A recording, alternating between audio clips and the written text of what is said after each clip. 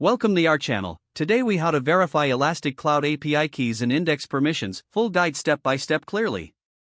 To verify Elastic Cloud API keys, start by logging into your Elastic Cloud account.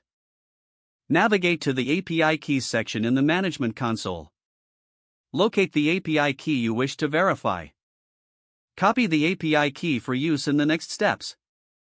Open your preferred command line tool or terminal.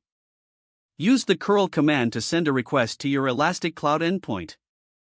Ensure you include the API key in the header for authentication. The basic command structure is curl h authorization API key your underscore API underscore key https:// your underscore cloud underscore endpoint.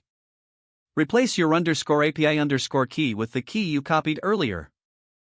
Replace your underscore cloud underscore endpoint with your specific Elastic Cloud endpoint URL. Run the command and observe the response. A successful response indicates that your API key is valid. Now, let's check the index permissions. Navigate to the Indices section in the Management console. Identify the index for which you want to verify permissions. Note the index name for use in the following steps. Again, use the curl command to check permissions. This time, the command structure is curl h authorization API key your underscore API underscore key xget https:// your underscore cloud underscore endpoint / your underscore index / replace your underscore index with the name of your index. Review the return JSON response for permission details.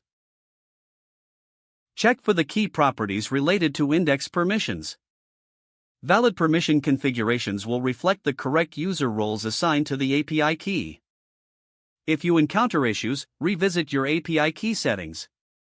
Ensure the key has the required permissions for the indices you are verifying. For further troubleshooting, consult Elastic Cloud documentation or support resources. This concludes the steps for verifying Elastic Cloud API keys and index permissions. If the page does not load, refresh the browser or try again in a private or incognito window. Make sure you are using the correct email address, then retype it carefully to avoid small typos. Don't forget to like this video and subscribe to our channel for more step-by-step tech guides.